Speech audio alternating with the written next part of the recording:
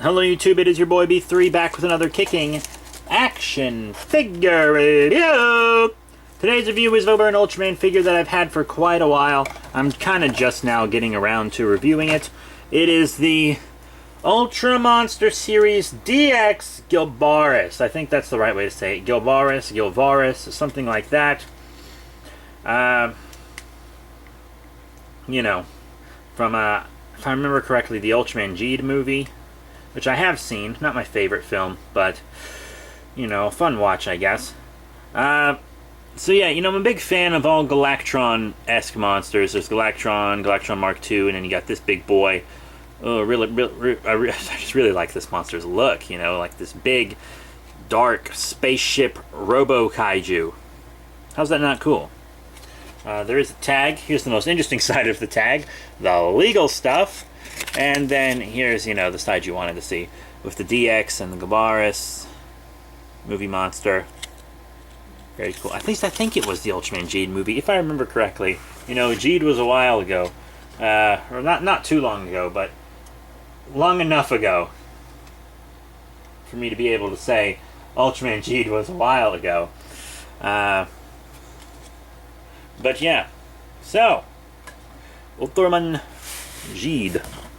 It's a pretty cool monster. It has several points of articulation. You can't turn the head. It would have been super easy to put a joint right there, but you can't do it. You can turn the arms like this. Legs go forward and back, and there's nothing in the tail. I'm kind of fine with there being nothing in the tail. And then the best part is it rotates right here, so not only can you like put the arms down and stuff, but you can actually rotate it all the way around, and then you have like the gun mode with all the cannons facing forward, you know? So, you know, fire all weapons. That's dope, right? That's dope. Very, very cool monster. It's a little forward heavy, so it's fallen on its horn a lot, which has caused a little paint scrape on the horn. I'm not too upset about it, but he does like to fall forward sometimes, so you really got to make sure you plant him correctly.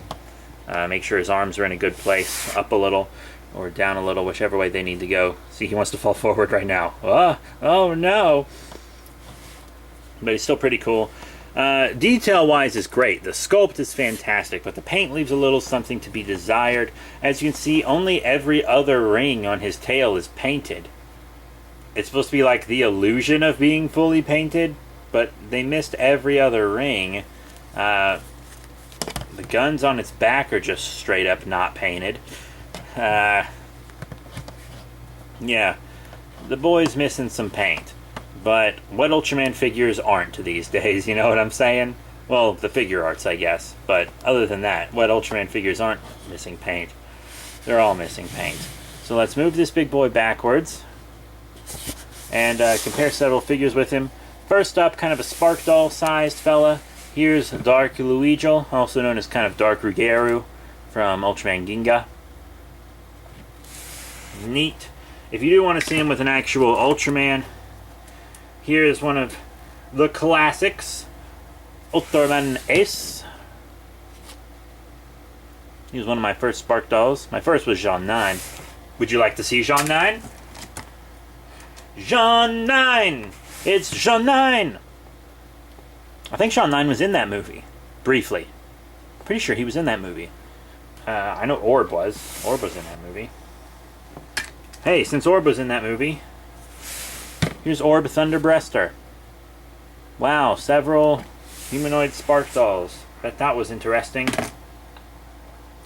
Now I'm going to show off a Ultra action figure, which is one of my favorite Ultraman lines, just because the articulation's fun and the size are good. They're the same size as figure arts, so it's be the same scale for an SH figure art. And I actually think this is a pretty good look as well.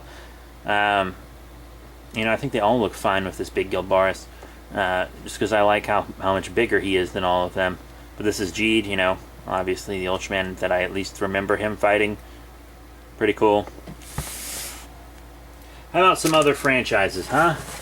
Here's the Bandai Creations Final Wars Godzilla. Hashtag Gucci Gang, hashtag YOLO, hashtag Swagger. Let's remove this sucker to show off a super articulated figure.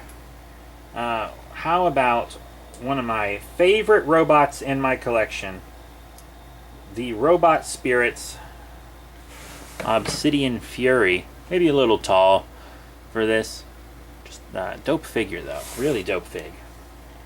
Just a little tall for that. And I want to show off just one more kaiju. I'm thinking the Mezco, you guessed it, Kingu Kongu. And he's also too big for Gilvaris, I think. But, you know, they'd still look pretty cool next to each other in display, I think. At the very least. I have all kinds of kaiju in different scale displayed together, so that doesn't really bother me. So, all in all, what are my final thoughts on the Gilvaris Galactron figure from Bandai Japan? Well, it is a DX, and the size and the detail definitely scream DX, but I feel like it should have more paint, you know? It should have more paint. This wasn't a very expensive figure. Got it on Hobby Link Japan, which was pretty cool. But I do have a great place where you all can get figures. That's right, comicsplusofmacon.com. Yeah, I snuck that sponsor in there real quick fast. Right at the end of the video. So if you go to comicsplusofmacon.com, you can get all sorts of cool collectibles. I get stuff from their physical location constantly.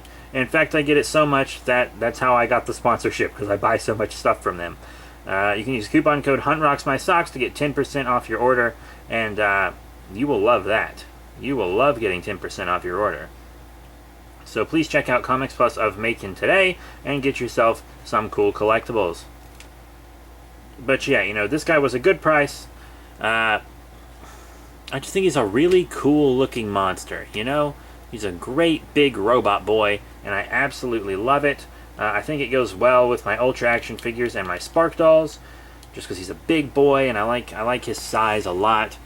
Really, really cool. So that's it. Thank you all once again for your support. Remember to rate, comment, and subscribe. Check out all the cool links in the description below, Facebook, Twitter, etc. And I will see you all later.